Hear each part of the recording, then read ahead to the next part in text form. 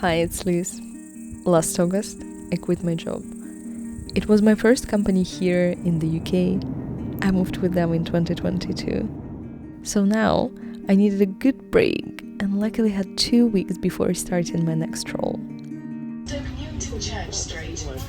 I decided to escape London's buzz and routine to some nice little European place. The catch was all the school kids, their siblings and cousins, parents and grandparents, all had their holidays at the same time. For my break in between jobs, I wanted a hard reset to process it a bit, understand what I want from my next role, and simply rest. I knew if I stayed in London, I would find myself on my couch, watching TV shows, eating supermarket pizza, and washing it down with Pepsi. Don't get me wrong, there is time and place for this lazy chill. But recently, I stayed at home a bit too much, both for work and pleasure. I needed a change of scenery to get out of my own head. So, adventure it was. From a quick Mind Palace examination, I drew 3 key candidates: seaside, trip home, or a cabin somewhere in nature. Well, what can I say? My Cancer soul was calling me to the sea. Salty water, sand stuck in my sandals, seagulls screaming, all somewhere in Italy. But in August, that's rather a heat stroke hallucination, not a reality. Last year, I went to Sicily exactly in the peak vacation season. Of course, it was picture perfect on my Instagram. Of course, I didn't feel miserable parts of overcrowded beach. So instead, for some visualization, imagine this crowd on some Italian seaside that was supposed to be my dolce vita. So no, never again in August. For a quick moment, I considered going home to Belarus. What could be more relaxing than streets and places so well known to my heart, right? Well, maybe on paper. In practice, going home is typically a highly planned mission to fit in meetings with everybody, everywhere. Also, we don't have direct flights from London, so it takes 24 hours with transfers and costs £1,000. That creates even more pressure to get the most out of these rare trips home. So, this one was also saved for better times. But thinking about those 2 destinations gave me great clues about what I actually wanted. It was still a place away from my desk and couch, but with minimal exploration and stress. Somewhere I felt at home, knew the rules, and didn't have to conduct extensive research just to find a place to eat. Also, as a countryside child, I missed nature.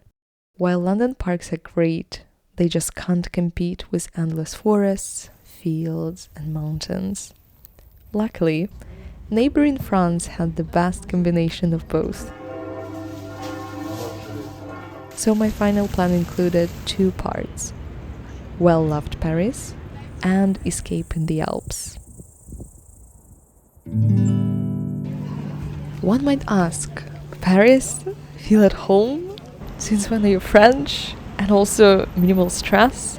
Not sure it's the first choice for a peaceful week for many people. But it did the job for me.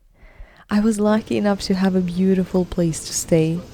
I knew the area quite well and had my small pleasures around, from an oyster bar to a French ceramics shop. There, Parisian life flows slower, without crowds of visitors. Also, I traveled from London to Paris quite a few times, so my tourist bucket list was mostly done. No need to rush to Mona Lisa. And with all that, what could be a stronger candidate for a home away from home? Now, with all the questions aside, this 2 weeks self-made retreat included 3 R's: recharging the body, relaxing the mind, and reconnecting to my creativity. So, let's dive in. Bodywork is the most pleasurable in France. Every morning started with a nutritious breakfast at a local bakery. A perfect balance of buttery and crisp pastry set the tone for the rest of the day. Up next, getting ready for lunch because the French never stop thinking about the food. Here, I knew my trusted sources of fresh fruit, cheese, meat, wine, and bread. All were found at cute local market streets. Those were quieter than usual. Many merchants were away for the annual leave. I bet you would have met them at the beaches that I so gracefully escaped. And what body care doesn't include the world-famous French skincare? I had enough jars from the previous trips, but it's always so nice to come back for some window shopping in the local pharmacies. Switching gears to a beauty blog, I got the internet's famous Nux oil in a convenient travel-size bottle.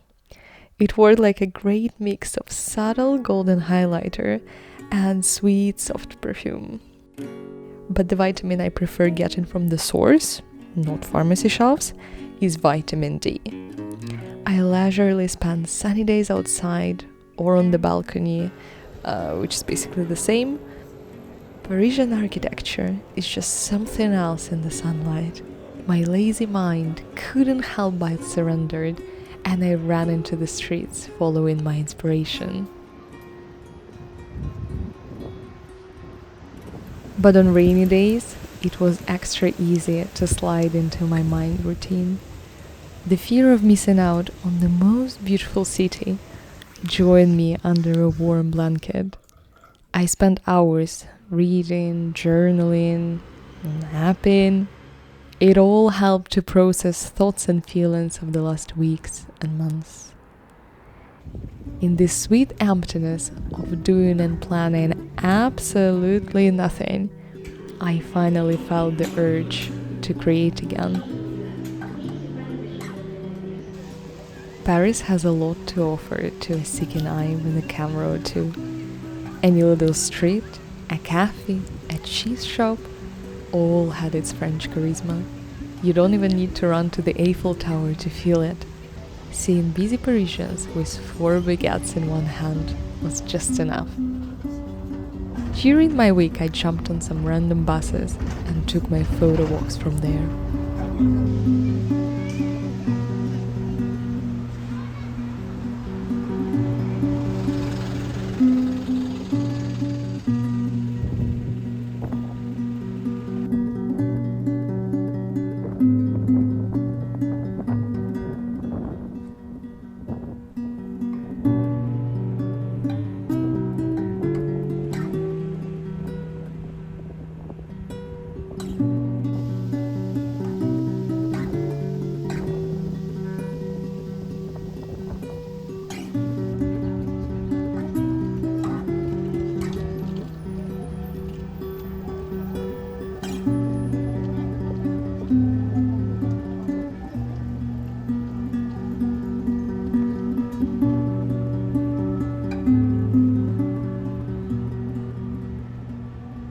A trained eye might have even spotted a scene from Amelie, if lucky enough. And speaking about the movies, I finally went to see the bridge from my favorite Inception. In the film, Ariadne learns to architect the dreams there.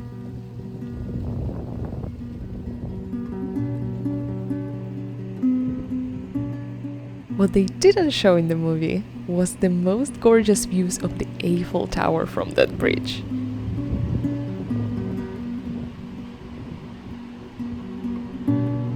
And yes, that overground train you've probably seen on Pinterest goes exactly there.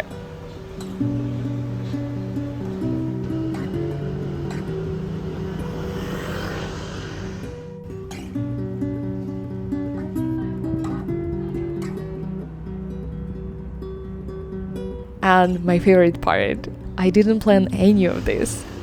That's why I don't like researching, reading reviews, watching movie trailers. I just love to be surprised. So I had a few free hours to ride back and forth, waiting for the perfect Eiffel Tower view with sparkles at night.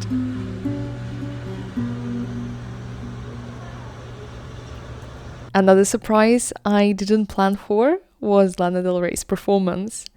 It was completely out of my radar. My partner got me the tickets just the day before, thanks to some random underground ads. If you remember my first video, you know I'm quite picky about the festival organization. Luckily, this one was just so much nicer than the Adele's concert. They even had a stand with my favorite whiskey. As festival food, they served raclette sandwiches. Well, French just do it better. As for Lana, she has been my favorite artist for a good 10 years. And even with all that love, I know that her concerts are more about the vibes, not the strongest vocals. Also, following her long-lasting tradition, she was quite late. That made the performance quite rushed, with some songs for just 30 seconds. Retrospectively though, now we know she told us about her upcoming marriage at that concert. Honestly, nobody got it there.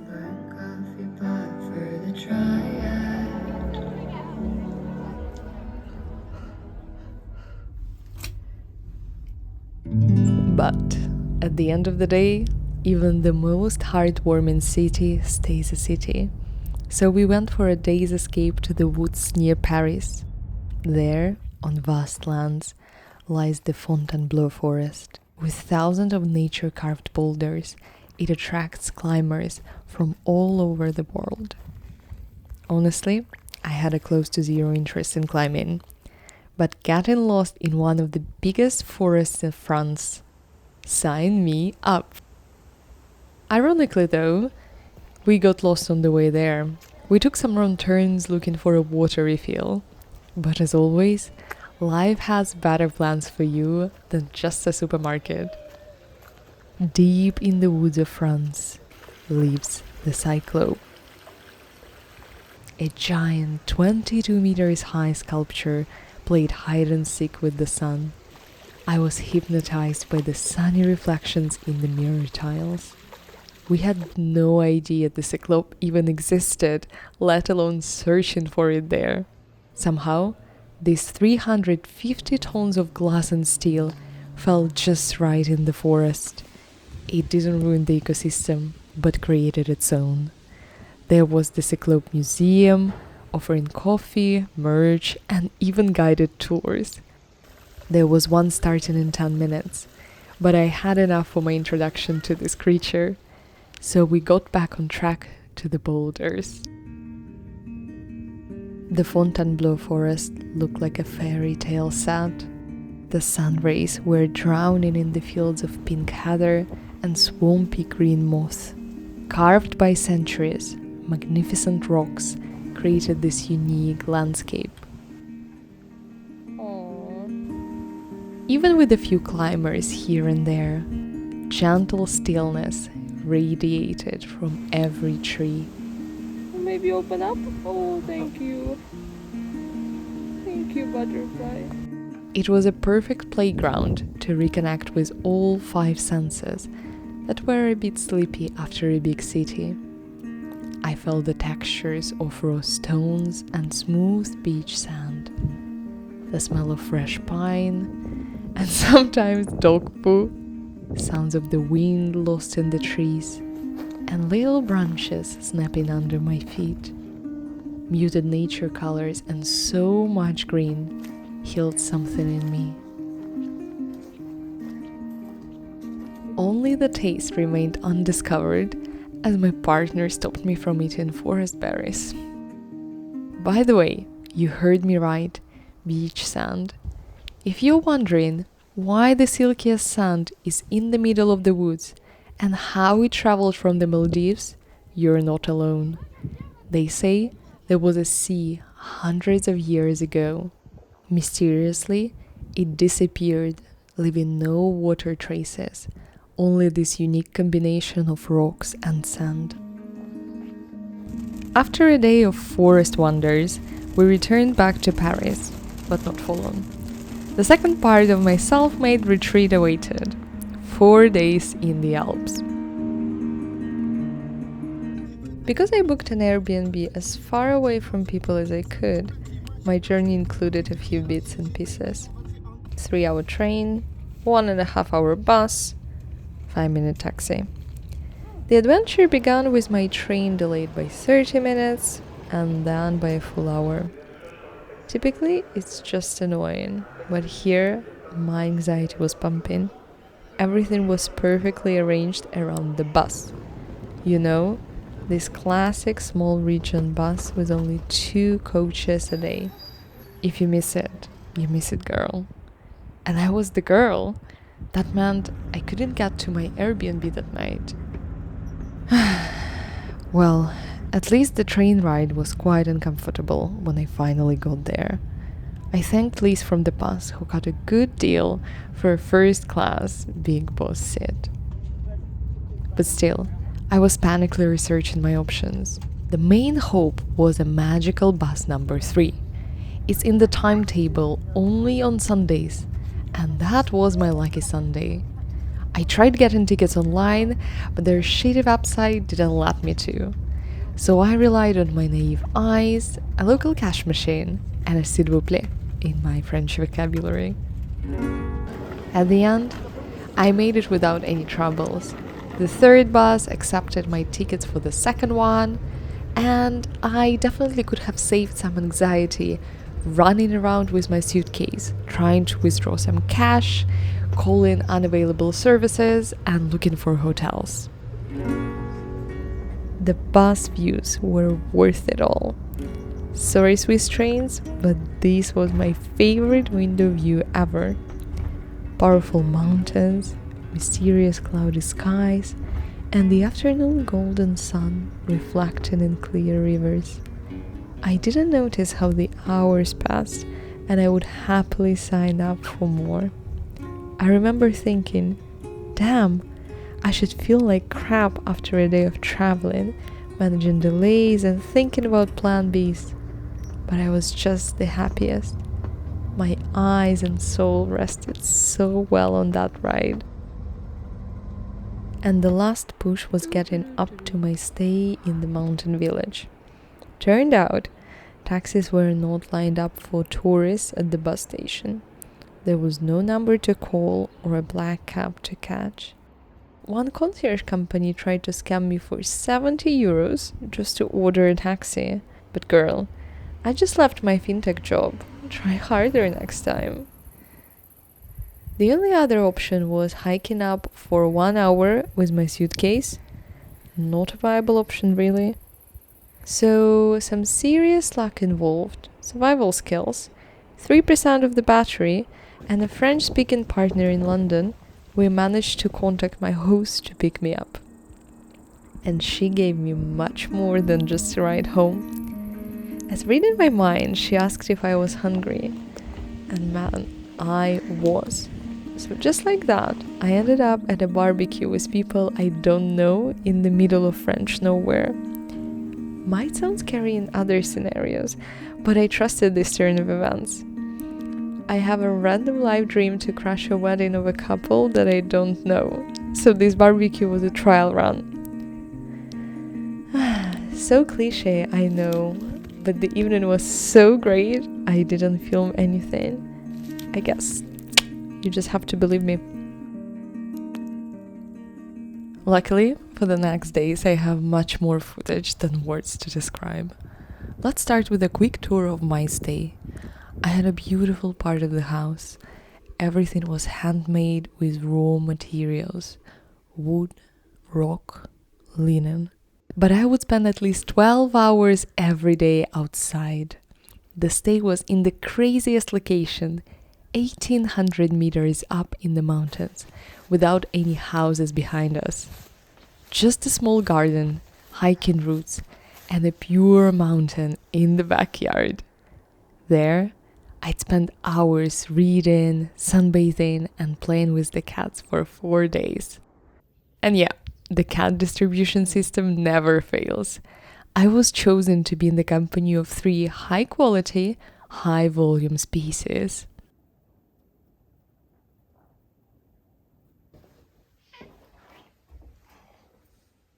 Hello? This is my bedroom. Yes. Yes, oh, you're so understanding. Thank you so much. Really appreciate it. Bye. They were especially interested in my pretzels from Paris. Unfortunately for all 4 of us, that was my only reserve. Being away from civilization raises its question. So how do I get food? The only bar in the village served some nuts, maybe. The closest grocery shop was in the town down the mountains, the one I arrived to yesterday. So my plan for the day was predetermined. Hike down, stock up, climb back up, and make cats excited again. The weather was absolutely great for this plan. Around 24 degrees, quite soft August sun, and some wind. Just as soft. And so we hit the road. Me, my camera, and the tote bags. The pass was forgiven for my Converse. However, I looked up proper shoes for a next trip. The hiking route on Google Maps seemed legit, which is never given in wilder areas. Signs and better equipped people along the way reassured me I was on the right track. Also, my target was quite obvious. The city just down there with a signature church. But look up! These were the most majestic and powerful views I've probably ever seen.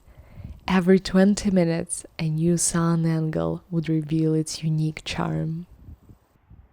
So in just an hour, with some regular photo and admiration stops, I got to the city. My brilliant plan to have a lunch there tragically failed. At 3 p.m., all places were already closed for lunch, but not yet open for dinner. The center of gravity for travelers who failed the same way was a small cafe. My energy boost from Paris pretzels was spent on the hike anyway, so an ice cream with a view did the job. There wasn't much else to explore in the town, only some hiking gear spots. So the grocery shop was my next and final stop in the town. Typically, it's time for unpacking in this part of the video, but we need to go back up. Yeah, I still hadn't figured out how taxis work in that town.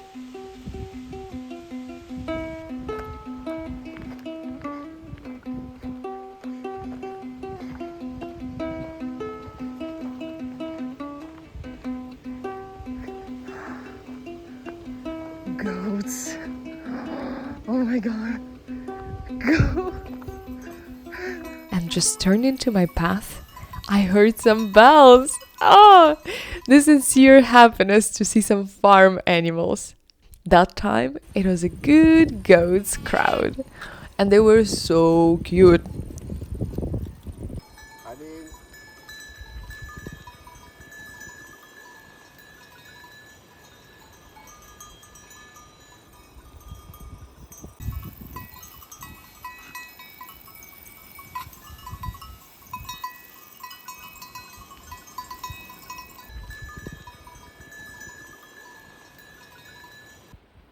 On my way back, the afternoon sun was still strong, but the wind was gone. The 4 days grocery supply was dragging my shoulders down. Okay, let's go.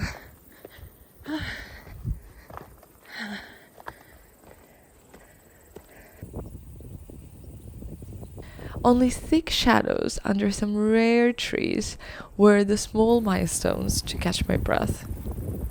On the flip side, look at this glowy skin. No makeup, no golden oil from Paris, just a human being sourcing food in the natural habitat.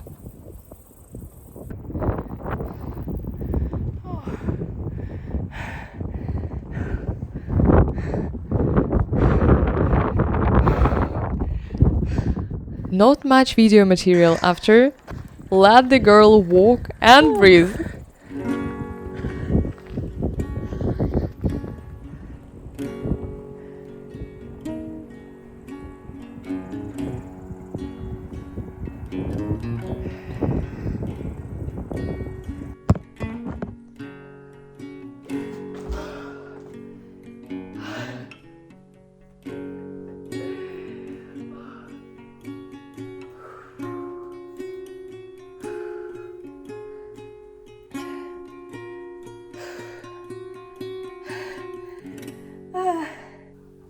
And now it's unpacking time. Baguette, pasta, some meat, some peaches, tomatoes, parmesan, of course, more pasta, yogurts for breakfast, mozzarella, 2 pasta sauces, and where is my favorite? And fresh goat cheese.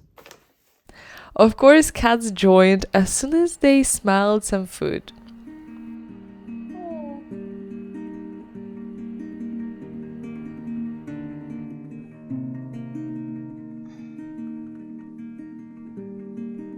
And after 20 minutes recovery, it was time to cook.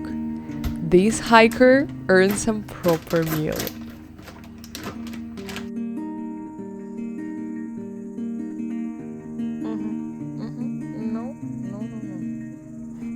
No. Look at them. Look at them. No. At 7 p.m., it was time for the sunset show. I got the best seats in the last row with my fresh mint tea and camera.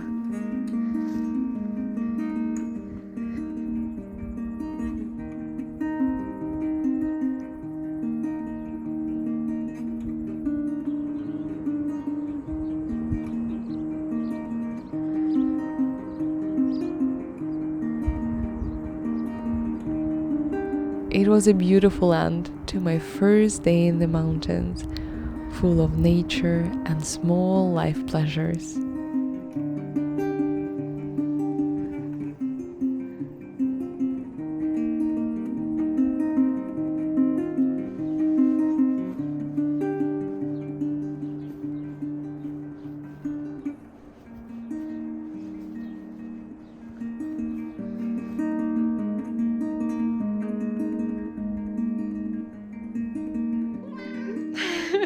The final order of business for that busy Monday was writing letters to my friends and family.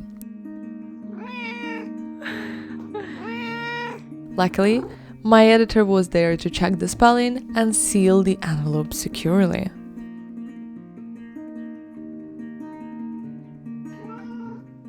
Done. On my well-deserved holiday, I could get up early only for one thing: to capture new shades of sunlight on the mountains. I woke up at 6 a.m. and peeked at the sky through my bedroom window. At first, it was too dark, as if the night didn't plan to leave. I closed my eyes for 10 more minutes, and then it was too late. When I ran outside, the mysterious shades of pink were gone. Just a few rays of low-rising sun were glowing between the peaks. Well, I will try again tomorrow. Feeling tricked, defeated, and still sleepy, I returned to bed. At 11 a.m., the sun was just too persistent to ignore, starting day 2 of the mountain leg of my retreat.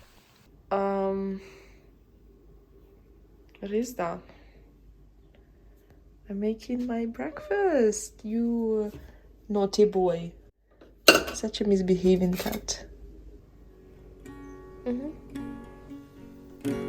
The breakfast was much fuller than yesterday, and the master chef approved.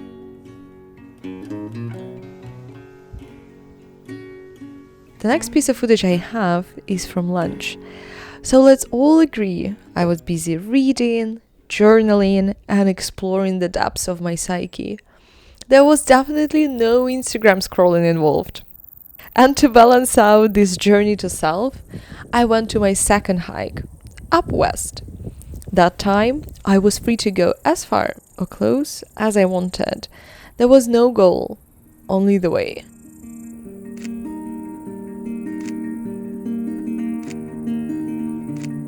I left later in the afternoon, accompanied by a more forgiving sun. Soon, I found myself deep in vast valleys, dusted with wildflowers, airy butterflies, and ornate textures. The narrow path was slightly uphill, but still much flatter than yesterday. It was practically a gentle walk, just perfect for an unprepared city girl. Soon, I got to a village with just 3 houses and a spring.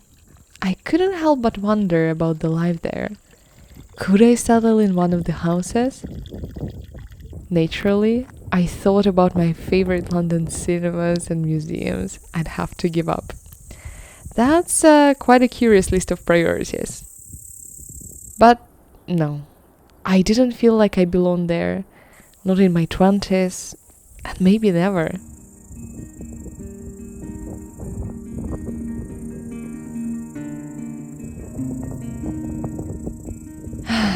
I guess thoughts about London worked as a magnet. It looks a bit concerning. Deep dark clouds gathered heavily over the valleys. After a quick weather assessment, I decided to keep going. The curvy hills and views ahead were just too tempting.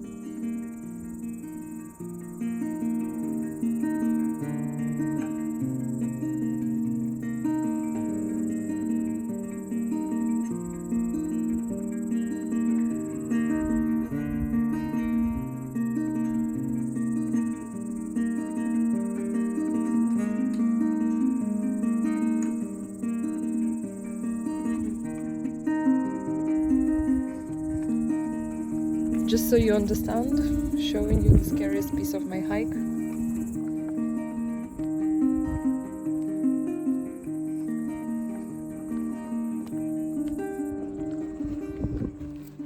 Quite soon, I reached a steep, raw edge. I guess I jinxed how easy the route was. Super slowly, holding on my dear life and camera, I moved forward. My converses were gripping tight on the flaky rock. But it just got too narrow and, more concerning, had wire ropes and sticks. That's the level of alpinism I wasn't ready to perform. Also, with the thunderclouds hovering above me, I just didn't want to die on this hill. Just in case, I shared my location with people miles away in London and Belarus. Reassured by that rescue team, I found a cozy rock to sit and appreciate the point I achieved today, and my life as well.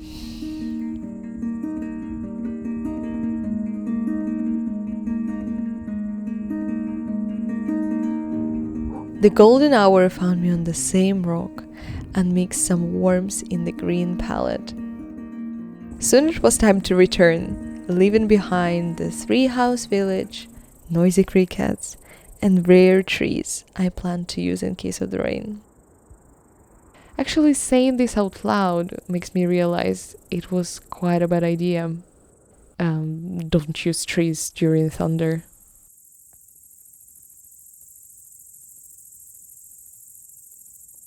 At home, I was welcomed by the warm glow of the fire. The kindest hosts invited me to their family barbecue. Yes, one more. In the background, the sunset painted the rocks in shades of red and purple. Previously, I had a small life motto: love life and it will love you back. But in 2024, some areas were too complex to navigate, so this hopeful attitude was left in some winter coat pocket. But these daily miracles, like surprising barbecues, the nicest people, empty lush valleys, goats with their chiming bells reminded me that the life has a lot to offer. And even for a random, do you have some Belgian beer by any chance? In the middle of the Alps nowhere, I can get a... Yes, sure.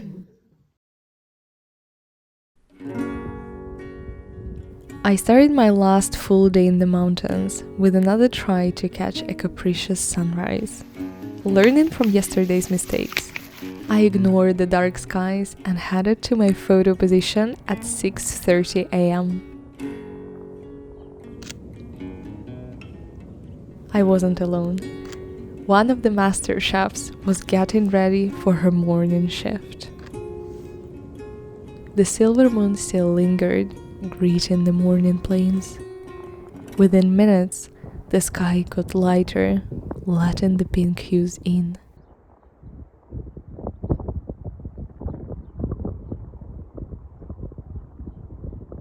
The sun was warming up the neighboring valleys, and soon after, it set the nearby peaks on fire. The cold, nightly pink shifted to deep oranges.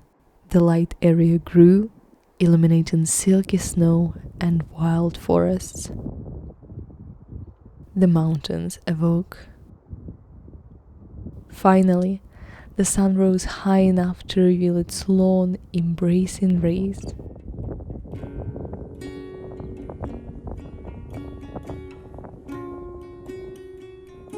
Happy with my photo hunt, I headed home to the sound of the rooster's crow. Guess what? It's not a productivity video, so I went back to sleep for 3 more hours. And then sunbathed for 4 more. It was a warm, lazy day, and everyone felt it. The village dog Nala, cats, me. Against all the skincare rules, I soaked up the midday sun. Good news! I finished Anna Karenina and fully relaxed on my last noon here. Questionable news. My skin burned.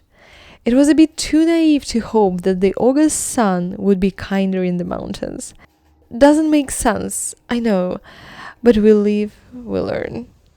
I should have followed Nala, who snuck into my room to hide. I spent the afternoon, you guess it, hiking. We had already hiked down and up to the west, so the eastern route remained unexplored. This direction was a bit more challenging, with a few rolling hills. At one point, I even had to jump over a tiny spring, can you imagine? But the main obstacle was spider nets. Sometimes, every 2 meters, the path was blocked. Barely visible bridges were carefully constructed between grass blades. I felt so bad, but I had to break a few of those to move forward. Sorry, spiders, there was no way around it. The views from this new angle were even more dramatic and beautiful. The well-known peaks got framed into hills and valleys from a new perspective. Soon, I hit another village with 3 houses. They had a tiny garden where poppies enjoyed breathtaking scenery. From there, the path led me to another valley. There seemed to be a farmland with, who knows, some goats, cows? I carefully got closer, trying not to get electrocuted by the fence. But changed my mind on the end. It was quite low, I would have to climb back, and the sun was slowly setting. Instead, I used my pocket field notes for its direct purpose. Notes in the field. I never reread them, but just for this video, I found those pages from half a year ago. Yeah, I'm recording this in April next year. That's the video production timelines when you start a new job. So, what did Liz write about? A bit about jealousy, not in love matters, but in creative life and projects. Then, found some similarities between myself and Anna Karenina, sure, drama queen, about friendship and letting people go. Is that okay, or am I a bitch? And lastly, about how sad I am to leave. I felt so free there. I had so much space for my thoughts, physically, in all these valleys. I felt so accepted just the way I was. A human without a cool job, thousands of followers, or a Chanel handbag. But could I stay? Could I live there? Would I like to? I knew that no. It was a romantic escape from big London and Paris to contrasting wild mountains. There was nothing wrong with the place. We were just not a good match at the time. It's not you, it's me, you know. In these notes, I also found 5 rules to follow when I was back in the city. Everyday walks, journaling, study non-fiction books, enjoy fiction books, and work with focus and dedication. I completely forgot this list even existed, and I have enjoyed the literature and worked with big passion in the last 6 months. The other 3, however, just migrated to my New Year resolutions list and stayed there. So, consistency of thoughts and understanding what's best for me, 5 out of 5. Follow through, 2 out of 5 as we can see. Oh my god. Again! How did you build it all fucking back? Hope I haven't shown this view like 50 times already in the video. But it's simply gorgeous. And that's how I returned back home. I had my last dinner with randomly but perfectly calculated food supply for 4 days. Then I grabbed my camera and ran back up for the sunset.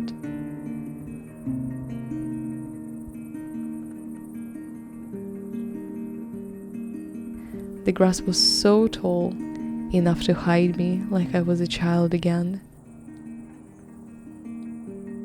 That was my lounge seat to watch cotton candy clouds landing on the peaks.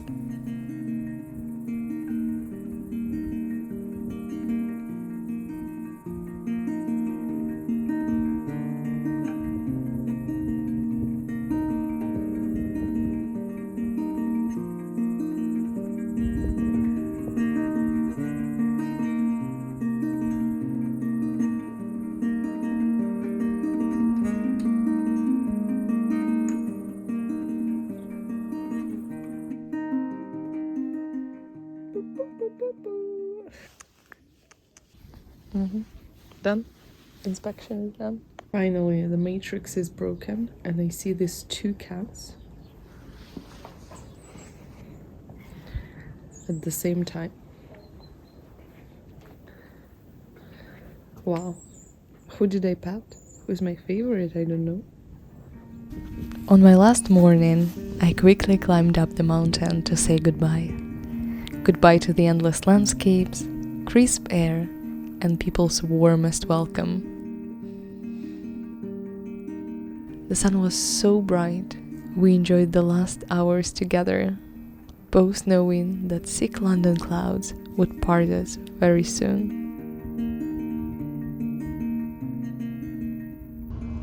I left exactly the way I came there. A quick drive down to the city, then that twice-a-day bus that made me anxious again. It was 1 hour late and I was sure I missed it. It did come with major delay, but the ride was just a mess. I felt nauseous on every turn. Half alive, half green, I took the train to Paris. And finally, a train over English Channel to London.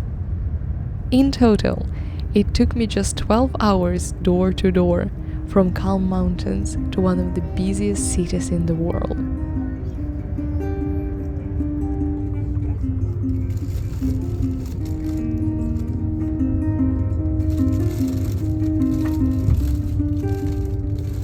Looking back, I got exactly what I had hoped for from this retreat. I spent hours outside in the nature and the city with my camera, noticing and creating. I found my quiet roots and unique scenic views.